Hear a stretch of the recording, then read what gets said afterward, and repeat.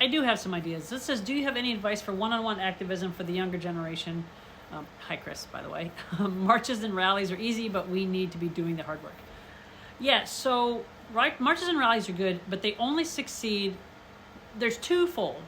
They succeed if nobody sees it happening, if you make connections. So you spend that rally talking to people, exchange business cards, phone numbers, gather strengths and weaknesses. Some people might have connections with nonprofits that work in the, like civil rights organizations. Some people might have organization skills, technical skills. They might have a presence online. They might have a meeting space. So you start to make connections. So even if nobody sees it, rallies only ever do good with that, and then if you can get press there. So when you know a rally's happening, even if you didn't help create it, if you have time, call every single press outlet you can think of. Newspapers, local magazines. Don't forget the little magazines that are around. Like we have one called The Little Village, which is in Iowa City. It's very small.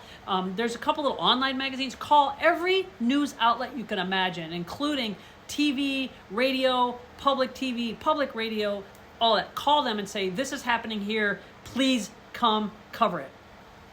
In Iowa, they don't have, it's not that busy of a news day that they generally can't. So that's those two things. So that's something you can do to help an organizer out. Just call every outlet possible and get as much exposure as possible. When it comes to one-on-one, you got to change heart and mind, right? I'm a big believer in that. You also need to discuss things with people that are in charge face-to-face, because so ours have like little town meetings sometimes, and sometimes they do it on purpose, like in the middle of the day, right? They do it at like 2 o'clock on Tuesday, because who can go to that? Retired people or their supporters are going to be there. So you have to follow the newsletters of people you don't like whatever party you support, whatever the opposite party is, also get on their newsletter. I know you're going to get a bunch of spam emails, but do that, because they will announce in that, I'm going to be in town A, town B at this time and this date. And they also put their office hours often in there. So if it's a federal, they still have office hours in their home state. So if you're near that person, if they're a local, and the thing is, people think that the local don't have any like help with the larger, that's not true. You can also go to your very small local represent who's only like your state rep and talk to them. Go to set office appointments. Call until you get an office appointment. Show up at their office, talk to them, be cordial. Getting angry, calling them names doesn't help. You need to have a conversation. Please explain to me why you have this position. Okay, now let me explain to you why that position doesn't suit me as your constituent. Make phone calls. There's all kinds of numbers you can call. You can call the main switchboard at the White House and leave a message. And I've been doing it daily. Do it daily and be clear and concise with what you want. My name is blah, blah, blah. I'm from this county. This is my zip code. I need you to oppose the TikTok ban, to overturn this law, because it has affected me, A, B, and C, in a positive manner. So, yes, there are these individuals. Also, if you're up to it, so if you go to a meeting where there's like, we have these town hall meetings all the time. They do that. Chuck Grassley, he's been in office longer than I've been alive, I think. And he always says, I'm a farmer. Dude, you haven't farmed since I've been alive. You're like 100 years old. And he likes to have these little town meetings, but his thing is they're pretty sure that only their supporters are going to show up, because his main supporters are older people who can be there at Wednesday at 3 o'clock. If you can get the day off, if you have a schedule like me, which is I don't work on certain days and you can possibly make it, go to those meetings. Alert all your friends to go to those meetings. Do not make a big fuss. Don't get there and interrupt. Don't disrupt. It doesn't do any good. You just make yourself look like a shithead. Have a conversation. Talk to him. Talk to the people in the room. Hey, I'm actually a Democrat, but I'm here because he is my rep and I'm his constituent. Why do you support Chuck? Have that conversation. It can be really interesting. Just because someone's logic isn't your logic or it's flawed doesn't mean it's worthless to hear where their logic is coming from. And it can really help you to have angles on how to have conversations. It's hard. So this is getting long, but it does take, if you are up to it, if you have the skills, if you have the friends that have the skills, create things for people to go to that are not just an echo chamber. It's real easy to do like, we're going to do an LGBT thing at the library, and then you invite, like, and that's great, like, because you see again, you're meeting each other, you're getting support, you're all that, but the hard one to do is we're going to have a panel, and we're going to ask the local Democrats and the local Republicans, we're going to ask the local Civil Rights Board, we're going to ask, whatever your angle is, both sides to come, and you make the promise that as the moderator, whoever the moderator is, we will not allow this to degenerate into a political screaming match. This is going to be about your ideas, your real ideas, your real thoughts.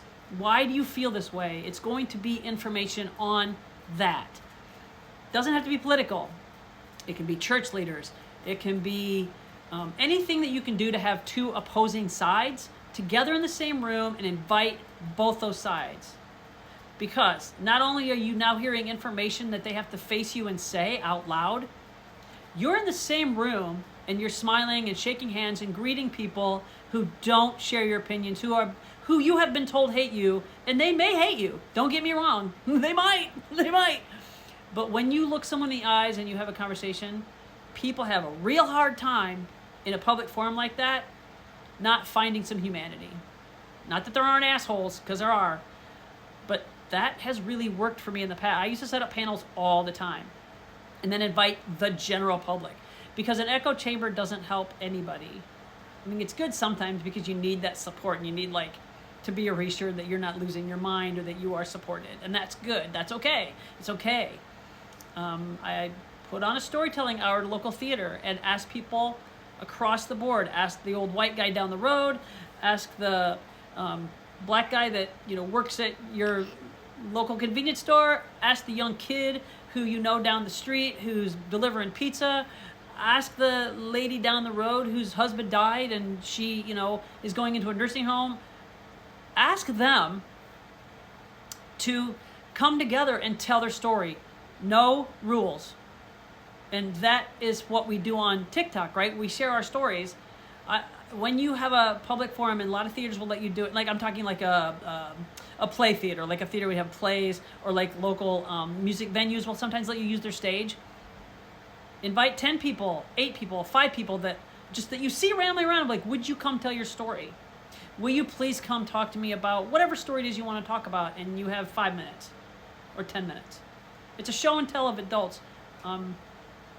That has had when I've done those kind of forums, it has a massive impact on how we start to see each other as human.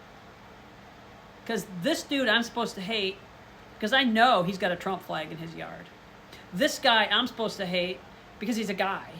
This woman I'm supposed to dislike because I know that she did A, B, and C back when she was younger. And they stand up and they tell their story. I would also encourage you to get on TikTok, follow people that don't look, sound, and act like you, and have conversations by responding to them. But remember, it's real easy to want to be angry. It's real easy to want to lose your mind. But having civil conversation works. It's the long game. It is the long game. But the idea is to change hearts and minds. So those are some of the really hard things you can do. And I wish I could make this more concise, but it's really, you know what? I'm going to shoot a second video and I'll make it very concise. So this is part A. I'll shoot part B that's very much more concise. And if you want to then come back and refer to this video for more detailed information, you can do that.